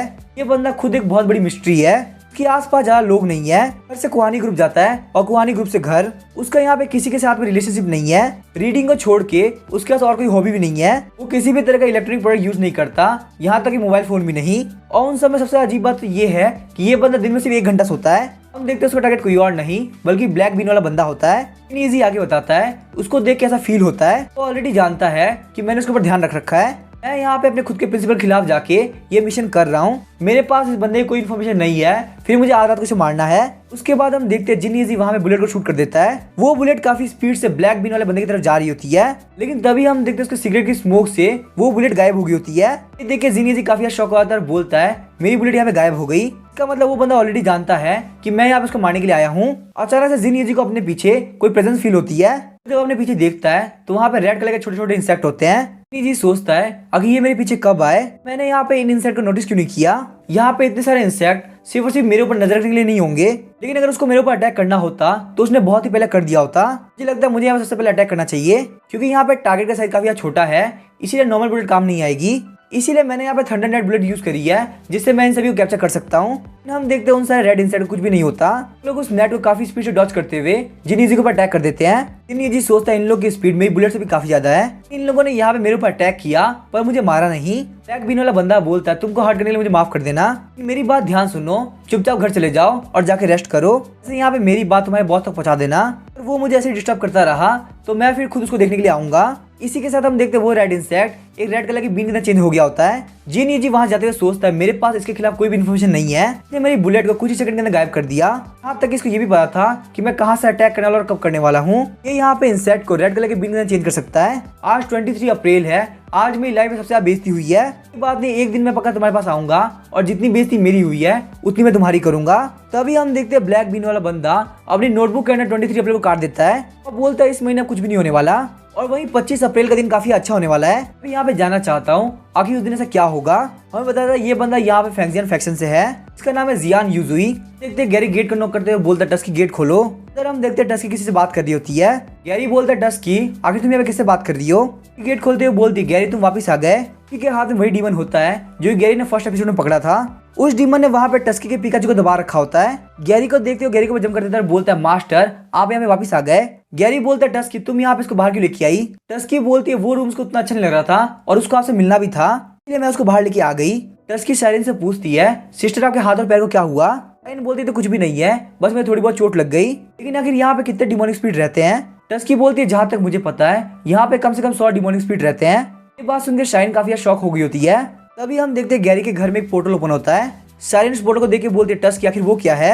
टस्की बोलती है वो पोर्टल है जो कि अदरवर्ल्ड कनेक्ट करता है। यहाँ पे हमारे मास्टर येनवू आ रहे हैं। साइरन बोलती है क्या गैरी का घर अदरवर्ल्ड से कनेक्ट करता है, क्या हमारे पास में यहाँ पे और गेस्ट आ रहे हैं। टस्की बोलती है वो यहाँ पे गैरी के लिए गेस्ट है, लेकिन हम जैसे डिमोनिक स्पीड के लिए वो हमारे किंग है। टस्की बोलती है 10-10 चलो हम लोग किंग को ग्रीट करना है, इसके सामने कोई भी दिक्कत मत करना वरना हम लोग प्रॉब्लम फंस जाएंगे। साइरन बोलती काफी मिस्टीरियस होता जा रहा है, आखिर यहाँ पे रियलिटी में आ कौन रहा है। टस्की बोलती सिस्टम मैंने आपको पूरी डीमन सिटी ब्यूरो की हिस्ट्री बताई थी, लेकिन यहाँ पे इस सिटी के अंदर बहुत ही कम डीमन स्पिरिट रहते हैं। यहाँ पे ज्यादातर डीमन स्पिरिट सेकंड वर्ल्ड के अंदर रहते हैं जिसका नाम है लैंगटिंग डीमन सिटी। जो यहाँ पे हमारे सामने आ रहे हैं उनके पास उस वर्ल्ड की हाईएस्ट अथॉरिटी है। ये है हमारे डीमन किंग मास्टर येनवू। हमारे डीमन किंग हम सारे डीमन स्पिरिट से काफी प्यार करते हैं। जब भी हमें मास्टर येनवू को देखती हूँ मुझे काफी खुशी होती है। अभी हम देखते हैं वहाँ पे 5 छोटे छोटे डीमन आते हैं। उनको देख के शाइन बोलती है ये छोटे छोटे डीमन है यही डीमन वर्ल्ड के किंग है। हमें बताया था जो बंदा मिडल में है वो है लैंगटिंग डीमन सिटी का सिटी लॉर्ड जिसका नाम है मास्टर येनवू। साइरन सोचती है मैंने आज से पहले जितने भी डीमन स्पिरिट देखे हैं या फिर तब मैं उनकी ट्रू फॉर्म देख पाती हूँ या फिर उनकी स्पिरिचुअल ब्रेथ की स्ट्रेंथ, जैसे कि उन दोनों गार्ड्स की वुल्फ फॉर्म मैंने ऑलरेडी पहचान ली थी। यहाँ पे जो मास्टर येनवू है ये बिल्कुल गैरी की तरह है। मुझे इनकी बॉडी के अंदर से कोई भी स्पिरिचुअल ब्रेथ फील नहीं हो रही। इनकी स्पिरिचुअल ब्रेथ बिल्कुल नॉर्मल एयर की तरह है, लेकिन उसको फील करने में काफी अजीब लगेगा। गैरी बोलता है और ब्रदर क्या हालचाल, तुम यहाँ पे काफी टाइम बाद आए हो। मैं थोड़ी देर गेम खेलूंगा उसके बाद सोने के लिए चला जाऊंगा। यहाँ पे इसको अपना घर समझो और आराम से रहो। साइरन सोचती है गैरी आखिर तुम उनसे यहाँ पे इतना कैजुअल कैसे हो सकते हो। हमारे सामने यहाँ पे डीमन किंग खड़े हैं। मास्टर येनवू बोलते ब्रदर गैरी तुम्हें यहाँ पे परेशान करने के लिए माफ करना। सुन के साइरन सोचती है डीमन किंग के बात करने के हिसाब से ये बंदा काफी सिंपल लग रहा है। मास्टर येनवू बोलते टस्की आखिर तुम कैसी हो कि ग्रीट करते हुए बोलते मास्टर येनवू मैं बिल्कुल ठीक हूँ। मास्टर येनवू बोलते हैं हम यहाँ पे वो सारी चीजें लेने के लिए आए हैं। उसके बाद हमें एक पुरानी फैक्ट्री का सीन दिखाया जाता है। उस फैक्ट्री के अंदर वहाँ पे एक ट्रक आ रही होती है। वहाँ का ओनर बोलता है क्या तुमने इस ट्रक को चेक कर लिया था। साथ वाला बंदा बोलता है हाँ इसके अंदर कोई प्रॉब्लम नहीं है। लेकिन तभी हम देखते हैं कंटेनर के अंदर कोई जोर जोर से हिट करने लगता है। जैसे ही कंटेनर का गेट खुलता है हमें अंधेरे के अंदर रेड आइज दिखाई जाती है। देखते हैं उन रेड आइज को देख के वो ओनर रोने लगता है। तो उस ट्रक के अंदर से एक डिमोनिक बीस्ट बाहर निकलता है। उस बीस्ट को देख के बोलता है काफी कमाल की बात है, ऐसा मैंने रिकॉर्ड के अंदर देखा था ये बीस्ट बिल्कुल वैसा ही है। इस बीस्ट का नाम है गुइगू गॉड। गुइगू गॉड बोलती है तुम लोगों ने मुझे यहाँ पे अरेस्ट किया है, आखिर तुम लोगों को मुझसे क्या चाहिए और ये जगह यहाँ पे सिटी से काफी दूर भी है। अगर मैं तुम लोग यहाँ पे खा लेती हूँ तो डीमन सिटी ब्यूरो वाले नहीं आ पाएंगे। ओनर के साथ वाला बंदा बोलता है हमारे पास भी स्नेक एट्रीब्यूट है, तो कल्टीवेशन बेस के हिसाब से मुझे तुम्हें अपना सीनियर बोलना चाहिए। लेजेंड्स के अंदर ह्यूमंस ने तुम्हें डीमंस का गॉड मदर कहा है, लेकिन बहुत सारे डिमोनिक स्पिरिट को ब्रीड करने की एबिलिटी को छोड़ के तुम्हारी कॉम्बैट एबिलिटी भी कम से कम ए लेवल की है। तो सीनियर अगर आप फाइट करना चाहती हो तो मैं भी अपना फुल ट्राई करूंगा। उन्होंने बोलता अगर दोस्ती के साथ सारा काम हो जाए तो फाइट करने की क्या जरूरत है। गुई गॉड मैंने यहाँ पे आपको सिर्फ एक फेवर के लिए बुलाया है, आपको यहाँ पे मेरी हेल्प करनी है एक डीमन स्पिरिट को जन्म देने में। एक बार आप डिमोनिक स्पिरिट को जन्म दे उसके बाद ना सिर्फ मैं आपको जाने दूंगा बल्कि आपको बहुत सारा पैसा भी दूंगा, इतना पैसा कि आप अपनी पूरी लाइफ में खत्म ना कर सको। गुई गॉड बोलते क्या तुम्हारा दिमाग खराब हो चुका है, यहाँ पे ये काम करके मैं डीमन सिटी ब्यूरो के कॉन्ट्रैक्ट को तोड़ दूंगी, ना सिर्फ मुझे यहाँ पे लैंगटिंग डीमन सिटी से बाहर निकाल दिया जाएगा क्योंकि तुम्हें भी यहाँ पे इस काम के लिए पनिशमेंट मिलेगी। उन्होंने बोला तुम्हें इसकी टेंशन लेने की जरूरत नहीं है, क्या तुम्हें पता है मैं कौन हूँ? कुआनी ग्रुप के फाउंडर का एल्डेस्ट सन हूँ, मेरा नाम है ली डोंगशैंग। तुम्हें यहाँ पे ये बात तो पता ही होगी कि डीमन सिटी ब्यूरो का आधा खर्चा 4 मेजर कंपनी मिलकर उठाती है, तो इसीलिए डीमन सिटी ब्यूरो के पास इतनी पावर नहीं कि वो मुझे पनिश कर सके। अभी हम देखते हैं गुई गॉड वहाँ से भागने लगती है। गुई गॉड सोचती है पहले मुझे लगा था ये लोग डीमन स्पिरिट हंटर्स हैं जो कि ब्लैक मार्केट के लिए काम करते हैं, ऐसे थोड़ा बहुत डराने पे ये लोग यहाँ से भाग जाएंगे, पर मुझे नहीं पता था ये लोग डीमन स्पिरिट ब्यूरो के लोग हैं। मैं यहाँ पे इनसे बिल्कुल फाइट नहीं कर सकती। एक बार मुझे मेरा बेटा मिल जाए उसके बाद मैं थोड़े दिनों के लिए गायब हो जाऊंगी। जैसे ही वो बिल्डिंग से बाहर निकलती है वो ओनर बोलता है तुम्हें यहाँ से भागने की जरूरत नहीं, तुम्हारा बेटा अभी हमारे अंडर में है। बात सुन के गुई गॉड वापस आती है और बोलती है आखिर तुमने क्या बोला। इन शिफ्ट होता है और हमें कुछ बंदे को दिखाया था जो कि बोल रहे होते हैं आखिर वो बच्चा गया कहाँ, वो इतना स्पीड से कैसे भाग सकता है। अगर यंग मास्टर को पता चला कि वो बच्चा हमारे हाथ से गायब हो चुका है तो हमारे लिए बिल्कुल भी अच्छा नहीं होने वाला। उसके बाद हम देखते हैं वो बच्चा काफी स्पीड से भागने लगता है और भागते भागते गिर जाता है। वो बच्चा सोच रहा होता है कुछ अजीब से लोग हमारे घर के अंदर जबरदस्ती घुस गए, लोग को देख के मेरी मॉम ने बालकनी से फेंक दिया, लेकिन फिर भी वो सारे लोग मुझे पकड़ के यहाँ पे लेके आ गए। यहाँ पे किसी भी काम का नहीं, मैं तो खुद से भाग भी नहीं सकता। मेरी मॉम ने बोला था जो डीमन सिटी ब्यूरो वाले हैं वो हमारी हेल्प कर सकते हैं, तो हम लोग के पास में आईडी कार्ड अवेलेबल है, लेकिन जिन लोगों ने यहाँ पे हमसे ऐसा कॉन्ट्रैक्ट साइन कराया तो भरोसा करना ठीक रहेगा। आखिर मैं यहाँ पे क्या करूँ, कौन मेरी मॉम की हेल्प कर सकता है। फिर हमें गैरी की तरफ दिखाया जाता है जिसको काफी बोर हो रहा होता है। उसकी बोलती है मास्टर येन वू आपको जो चाहिए था वो मैं लेके आ चुकी हूँ। उस बॉक्स को देख के साइन सोच रही होती है, तो ये लोग यहाँ पे कुछ सामान लेने के लिए आते हैं। यहाँ पे जो बंदा बॉक्स लेने के लिए आया है वो डीमन किंग है, तो मतलब पक्का से उस बॉक्स में बहुत इंपॉर्टेंट चीज होगी, या फिर तो वो एक बहुत ही पावरफुल मैजिक वेपन हो सकता है, फिर और कोई पीछे चीज। उसके बाद हम देखते हैं वो लोग उस बॉक्स के अंदर वीडियो गेम बाहर निकालते हैं। कोई बोल रहा था मुझे टैंकर नहीं बनना, मुझे बार बार टैंकर बना दिया जाता है। वही दूसरा डीमन बोल रहा होता है तुम काफी कमजोर हो, आई वजह से हम यहाँ पे बार बार हार जाते हैं। मास्टर येन वू बोला तुम लोग यहाँ फाइट मत करो, हम लोग बस गेम खेलने जा ही रहे हैं। गैरी जियोलैंग मेरे साथ आई थी और उसके बाद डीमन सिटी ब्यूरो चली गई, उसको हमें कोई काम था, वो तुम्हें काफी मिस कर रही है, तुम्हें कम से कम हेल्प कर देना चाहिए। एक बात सुन के गैरी काफी डर गया होता है, बोलते ये सारी बातें छोड़ो, वैसे मुझे सिस्टर हानगो ने बैन कर दिया है। उसके बाद हम देखते वो लोग आराम से वहाँ पे कमरों के अंदर चले आते हैं। चाइन बोलते ये लोग यहाँ 5 के ग्रुप के अंदर वीडियो गेम खेलने के लिए आए हैं। सच में डीमन किंग के पास इतना फालतू टाइम है।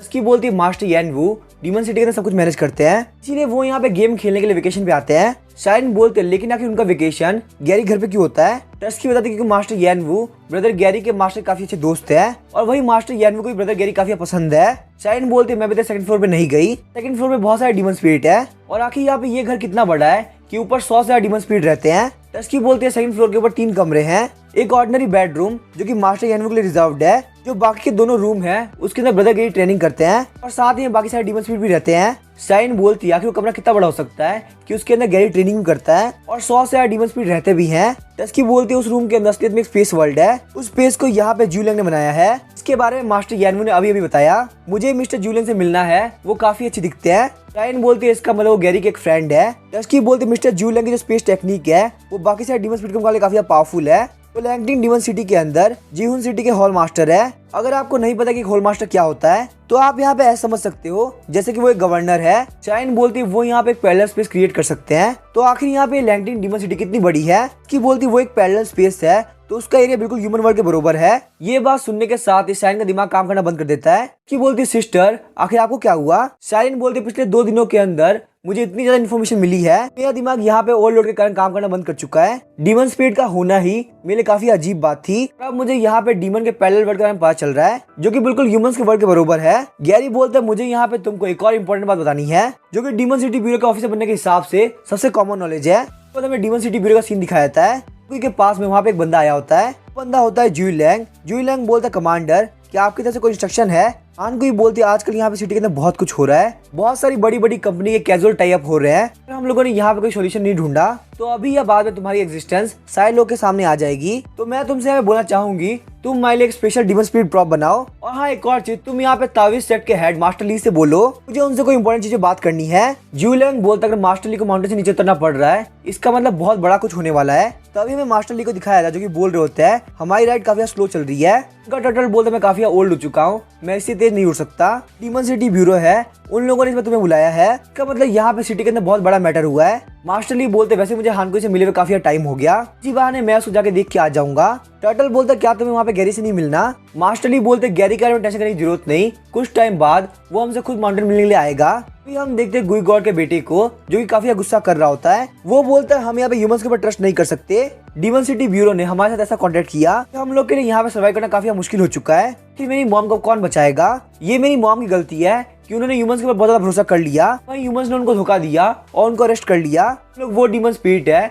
जिनके पास में आईडी कार्ड है। भले हमारी लाइफ भी बहुत बड़े खतरे में क्यों ना हो, हम लोग ह्यूमंस के खिलाफ फाइट बैक नहीं कर सकते। लेकिन अब मैं यहाँ पे इस कॉन्ट्रैक्ट को तोड़ूंगा क्योंकि कोई मेरी मॉम की हेल्प नहीं कर रहा। अगर इन लोगों ने यहाँ मेरी मॉम के ऊपर स्क्रैच भी लगाया मैं यहाँ पे इन सारे लोग को मार दूंगा। अभी वो गुस्सा ही कर रहा होता है, तभी हम देखते हैं उसके सामने वही लेडी ऑफिसर आती है। उसके बाद हम देखते हैं वो लेडी ऑफिसर कैमरा की तरफ देखती है और काफी स्पीड से बच्चे को लेकर गली के अंदर चली जाती है। ऑफिसर बोलती है अगर तुम्हें कैमरा ने देख लिया होता तो तुम बहुत बड़ी मुसीबत में फंस जाते। वो बच्चा बोलता है कि तुम हो कौन? लेडी ऑफिसर बोलते क्या तुम्हारे मॉम डैड ने तुम्हें इसके बारे में नहीं बताया? इस सिटी के अंदर लाखों कैमरे हैं, अगर तुम एक डीमन स्पिरिट भी हो तो भी तुम अपनी पावर यूज नहीं कर सकते। अगर यहाँ अपनी पावर यूज किया और कैमरे ने तुम्हें देख लिया तो तुम्हें वापस से लैंगटिन डीमन सिटी के अंदर भेज दिया जाएगा। वो बच्चा बोलता क्या आप भी एक डीमन स्पिरिट हो? लेडी ऑफिसर बोलती नहीं, मैं एक डीमन स्पिरिट नहीं हूँ, मैं बस अपना काम करके आ रही थी, मैं यहाँ पे डीमन सिटी ब्यूरो के अंदर काम करती हूँ। डीमन सिटी ब्यूरो का नाम सुनते ही वो बच्चा लेडी ऑफिसर से काफी दूर हो जाता है। वो बच्चा बोला तुम डीमन सिटी ब्यूरो से हो, मैं यहाँ पे ये दिखाने की जरूरत नहीं कि तुम मेरी हेल्प कर रही हो, तुम्हारी हेल्प की कोई जरूरत नहीं। लेडी ऑफिसर बोलती है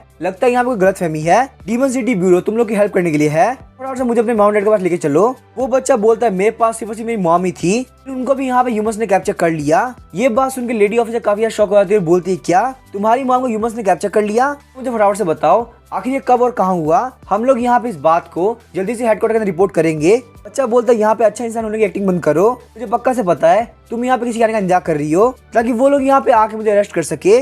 लेकिन मैं बिल्कुल भी अपनी मॉम जैसा नहीं हूँ, मैं ह्यूमंस के ऊपर भरोसा नहीं करूंगा। तुम बिल्कुल भी ये मत सोचना कि तुम डीमन सिटी ब्यूरो से हो तो तुम मुझसे जीत सकती हो। तुम एक ह्यूमन हो और मैं भले ही छोटा हूँ, मैं एक डीमन स्पिरिट हूँ और मेरी स्ट्रेंथ बहुत ज्यादा है। लेडी ऑफिसर बोलती है अगर तुम्हें डीमन सिटी ब्यूरो के ऊपर भरोसा नहीं तो मैं किसी को कॉल नहीं करूंगी, मैं डीमन सिटी ब्यूरो के कमांडर की सेक्रेटरी हूँ, मेरा नाम है जिंगजी, मैं तुम्हारी हेल्प करूंगी, तुम बिल्कुल भी टेंशन मत लो, तुम्हारी मॉम को कुछ भी नहीं होगा। हम लोग चलते हैं। वो बच्चा बोलता है लेकिन आगे तुम मेरी हेल्प क्यों कर रही हो? जिंगजी बोलती है मुझे नहीं पता आखिर तुम डीमन सिटी ब्यूरो गलत क्यों समझ रहे हो, लेकिन मैं तुम्हें बताना चाहती हूँ कि हमारा डीमन सिटी ब्यूरो ह्यूमंस और डीमंस के बीच में सेफ्टी बनाने के लिए है। वो बच्चा सोचता है इनकी आंख को देख के लग रहा है कि बिल्कुल भी झूठ नहीं बोल रही। अचानक से हम देखते वहाँ पे ग्रीन स्मोक आती है और वहाँ पे एक बाइक आ गई होती है। वो बच्चा काफी शॉक होता है और बोलता है आखिर मोटरसाइकिल कहाँ से आई? के बाद हम देखते हैं वो लोग वहाँ से काफी स्पीड से निकल जाते हैं। जिंगजी बोलती है आखिर तुम्हें डीमन सिटी ब्यूरो पसंद क्यों नहीं? वो बच्चा बोल रहा है क्योंकि डीमन सिटी ब्यूरो का कॉन्ट्रैक्ट डीमंस के लिए काफी अनफेयर है। जिंगजी बोलती है लगता है जब वो लोग तुम्हारी मॉम को लेके जा रहे थे उन्होंने अपनी पावर को यूज नहीं किया, अगर उन्होंने ऐसा किया होता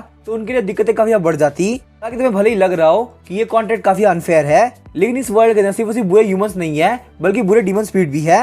और हम यहाँ पे ऐसे रूल नहीं रखेंगे तो डीमन स्पिरिट इस चीज का फायदा उठा लेंगे। तो यहाँ पे ये बात तो पता ही होगी कि नॉर्मल ह्यूमंस के पास में कोई भी एबिलिटी नहीं है, अगर डीमंस यहाँ पे एबिलिटी यूज करेंगे तो ह्यूमंस कुछ भी नहीं कर पाएंगे। अभी यहाँ पे रूल्स की वजह से डीमंस बहुत ही ह्यूमंस के बीच में रह पा रहे हैं। अगर तुम लोग यहाँ पे पावर को यूज करोगे तो लोग काफी डर जाएंगे, तो ह्यूमंस और डीमंस के साथ में रहना बिल्कुल इम्पॉसिबल हो जाएगा। कि मैं यहाँ पे मानती हूँ कि तुम्हारी मॉम के साथ में काफी गलत हुआ, लेकिन यहाँ पे ये बात कभी मत भूलना कि डीमन सिटी ब्यूरो का आधा काम ये है कि वो लोग डीमंस को प्रोटेक्ट करे। यही वजह कि मुझे ये काम बहुत ज्यादा पसंद है क्योंकि डीमन सिटी ब्यूरो कभी भी डीमंस और ह्यूमंस के बीच में फर्क नहीं करता। तभी वो बच्चा पीछे की तरफ देखता है और बोलता है फटाफट साइड की तरफ कर लीजिए। जिंगजी काफी स्पीड से साइड की तरफ मोड़ती है। वो बोलती क्या यहाँ पे वो बंदा हमारा पीछा कर रहा है जिन्होंने तुम्हारी मॉम को पकड़ा था? वो बच्चा बोलता नहीं ऐसी बात नहीं है, ना काफी तेज है और मुझे मेरी मॉम की साइड यहाँ से आ रही है। जिंगजी बोलते टाइटली पकड़ के बैठ जाओ, मैं यहाँ पे स्पीड बढ़ाने वाली हूँ। बच्चा बोलता है बिग सिस्टर मैं आपके ऊपर 100% भरोसा करता हूँ, प्लीज आप मेरी मॉम को बचा लीजिए। जिंगजी बोलते बिल्कुल भी टेंशन मत लो, तुम्हारी मॉम को कुछ भी नहीं होगा। इसके साथ हम देखते हैं वो लोग वहाँ पे अबेंडेंट फैक्ट्री के अंदर आ गए होते हैं। वो बच्चा बोलता है मुझे मेरी मॉम की साइड इसी फैक्ट्री में से आ रही है। जिंगजी बोलती तो काफी सुनसान जगह है, कैसे यहाँ पे demon spirit Hunter demon spirit trading करते होंगे। वो बच्चा बोलता है बिग सिस्टर आप मेरे पीछे रहो, मैं आपको प्रोटेक्ट करूंगा, बिल्कुल भी टेंशन मत लो, मैं किसी भी ह्यूमन को हर्ट नहीं करूंगा। जिंगजी बोलती भले तुम्हें कैमरा देख रहा है या ना देख रहा हो, तुम्हें अपनी एबिलिटी को ऐसे यूज नहीं करना चाहिए। मैंने तुम्हें प्रॉमिस किया है कि मैं तुम्हारी मॉम को सेव करूंगी, तो मैं अपना प्रॉमिस पक्का से निभाऊंगी। बोलने के साथ ही वो अपना बाल खोल लेती है। जिंगजी बोलती है भले मैं एक सिविल सर्वेंट बन चुकी हूँ, लेकिन एक टाइम में मैं भी डीमन सिटी ब्यूरो की स्पीड कैचिंग टीम का हिस्सा थी। हम देखते हैं उसके बालों की पिन एक स्वाद चेंज हो गई होती है। चलो फटाफट से हम लोग अंदर चलते हैं ताकि हम तुम्हारी मॉम को बचा सके। एंटर करने का जिंगजी बोलती है क्या तुम श्योर हो तुम्हारी मॉम इसी फैक्ट्री के अंदर है? मुझे यहाँ पे इस फैक्ट्री के अंदर कोई भी नहीं दिख रहा है। यहाँ पे डीजल काफी स्ट्रॉन्ग स्मेल आ रही है, पक्का से यहाँ पे कोई ट्रक आया होगा। और यहाँ पे छत के ऊपर एक बड़ा सा होल भी है, कहीं तुम्हारी मॉम भाग तो नहीं गई। जब वो पीछे की तरफ देखती है तो वो बच्चा वहाँ पे जमीन के ऊपर सूंघ रहा होता है। इधर उधर सूंघने का तो बच्चा बोलता है मेरी मॉम की सेंट अंडरग्राउंड से आ रही है, यहाँ पक्का से कोई सीक्रेट डोर होगा जो कि नीचे की तरफ जाता होगा। बोले तुम्हारी नाक सच में काफी तेज है, चलो फटाफट से यहाँ पे जितना दूर हो सके उतना दूर हट जाओ। उसके बाद हम देखते हैं जिंगजी वापस से ग्रीन स्मोक रिलीज करती है। ग्रीन स्मोक खत्म होने के बाद जिंगजी बोलती है ये देखो आप एक सीक्रेट टनल है जो कि देखने में बिल्कुल एलिवेटर की तरह लग रहा है। हमें यहाँ पे नीचे जाकर चेक करना होगा कि यहाँ पे तुम्हारी मॉम है या नहीं। कहने के बाद जिंगजी बोलती है ये जगह काफी ऊंची थी, करने में कहीं तुम्हें चोट तो नहीं लगी? वो बच्चा बोलता है सिस्टर आपके सामने देखो यहाँ पे कोई आ रखा है। हम देखते हैं वहाँ पे गार्ड खड़ा होता है और बोल रहा होता है नहीं लगा था कि यहाँ पे इतनी जल्दी प्रॉब्लम आ जाएगी। जिंगजी बोलती मैं डीमन सिटी ब्यूरो से हूँ, फटाफट इस बच्चे की मॉम को हमें हैंड ओवर कर दो। तो डीमन स्पीड को किडनैप करने की वजह से मुझे तुम्हें यहाँ पे अरेस्ट करना होगा। तो गार्ड बोला तुम चाहे यहाँ पे कुछ भी बोलो, मैं तुम्हारी बात नहीं मानने वाला। मैं सिर्फ यहाँ पे अपने यंग मास्टर कमांड ही फॉलो करता हूँ और मेरे यंग मास्टर ने बोला है अगर कोई बाहर का बंदा आता है तो उसके बाद बिल्कुल मर्सी नहीं दिखाना। ये बोलने के साथ उसकी बॉडी के अंदर से काफी सारे क्लोन बाहर निकलते हैं। गार्ड बोलता है मैं सीक्रेट खत्म होने से पहले अगर तुम जिंदा बच गई तो शायद से मैं तुम्हें यहाँ से वापस जाने दूं। जिंगजी अपनी स्वॉर्ड के ऊपर ग्रीन स्मोक को एक्टिवेट करते हुए स्पीड से उन सारे क्लोन के ऊपर अटैक कर रही होती है। उन सारे क्लोन को मारने के बाद वो उस गार्ड को काफी जोर किक मारती है। एक किक के अंदर ही वो गार्ड वहाँ पे नॉक हो गया होता है। जिंगजी बोलते स्मोक करना हेल्थ के लिए बिल्कुल भी अच्छा नहीं होता, तुम यहाँ पे इस बैड एंगल से कुछ भी मत सीखना। देखिए वो बच्चा काफी डर गया होता है, बोलता है हाँ मैं समझ गया। जिंगजी बोलती है वैसे मैं अभी तक तुम्हारा नाम नहीं जान पाई, तुम्हारा नाम क्या है? वो बच्चा बोलता है मेरा नाम है जाओकी। वहीं हम देखते हैं ओनर का बॉडीगार्ड स्क्रीन के अंदर उन लोगों को देख रहा होता है। आगे जाने के साथ वो बच्चा बोलता है मेरी मॉम की ब्रेथ उस घर में से आ रही है। जिंगजी बोलती है जाओकी तुम यहाँ पे ध्यान रखना, यहाँ पे अपना गार्ड अप रखना और मुझसे ज्यादा दूर मत जाना। लेकिन तभी हम देखते हैं वो बॉडीगार्ड काफी स्पीड से जाओकी को लेके जाने लगता है। जिंगजी अपने हाथ के ऊपर ग्रीन स्मोक को एक्टिवेट करती है, अपने हाथ को बड़ा करते हुए जाओकी को अपने पास खींच लेती है। बॉडीगार्ड बोलता है मुझे अभी भी पता चला वो बच्चा हमारी गिरफ्त से भाग चुका है, लेकिन देखो तुम यहाँ पे खुद से चल के हमारे पास आ गए। मैं यहाँ पे फील कर सकता हूँ कि तुम एक ऑर्डिनरी ह्यूमन हो, लेकिन आखिर यहाँ पे तुम्हारा हाथ इतना लंबा कैसे हो गया? जिंगजी बोलती मैं यहाँ पे डीमन सिटी ब्यूरो से हूँ, चलो फटाफट से खुद को सरेंडर कर दो और बच्चे की मॉम को हमको दे दो।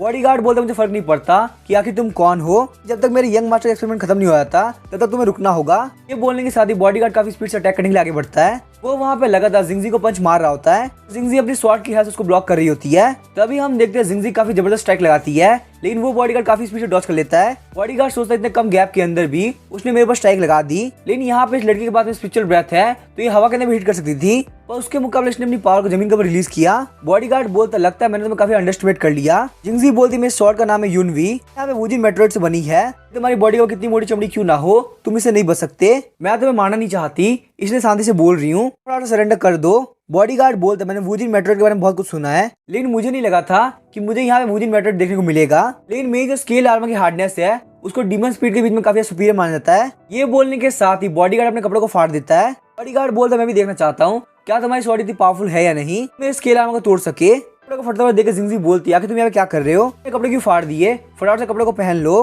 बॉडीगार्ड बोलता है चलो फटाफट से मेरे ऊपर अटैक करो, मैं तुम्हारी स्वॉर्ड की पावर को देखना चाहता हूँ। जिंगजी बोलती जब तक मैं तुम्हें नॉक नहीं करूंगी लगता है तुम तब तक नहीं मानने वाले। अगर यहाँ पे ऐसी बात है तो मैं बस प्रे कर सकती हूँ कि मेरी स्किल से तुम्हारी लाइफ खत्म ना हो। ये बोलने के साथ ही वो काफी स्पीड से बॉडीगार्ड के ऊपर अटैक करती है। बॉडीगार्ड काफी शॉक होता है, लेकिन हम देखते हैं कुछ भी नहीं हुआ होता। बॉडीगार्ड बोलता है आखिर तुम ये क्या कर रही हो, मेरी बॉडी के पास स्क्रैच भी नहीं आया। लेकिन अचानक से हम देखते हैं बॉडीगार्ड की तरफ काफी सारी स्ट्राइक आती है, वहाँ पे काफी जबरदस्त धमाका हुआ होता है। जिंगजी वापस से अपनी स्वॉर्ड को अपने बाल में लगा देती है और बोलती है बस ये सोचती हूँ कहीं ये इंजरी काफी सीरियस ना हो। ओके चलो हम लोग अंदर चलते हैं और तुम्हारी मॉम को लेके आते हैं। अब यहाँ पे कोई भी डेंजर नहीं बचा। ओके सोच रहा होता है सिस्टर काफी अमेजिंग है, इन्होंने यहाँ पे स्मोक के वजह से मोटरसाइकिल लाया, जमीन को तोड़ के अंडरग्राउंड के लिए रास्ता बना दिया, साथ ही में काफी अच्छी फाइट कर सकती है और अपने हाथ को भी लंबा कर सकती है। उसमें सिस्टर की एबिलिटी काफी कमाल की है। तभी उसकी विजन ब्लर होने लगती है। वो बोलता है कि मैं कुछ भी सही से क्यों नहीं देख पा रहा। बाकी बोलता है सिस्टर मुझे कुछ हो रहा है। जिंगजी पीछे घूमते हुए बोलती है आखिर तुम्हें क्या हुआ।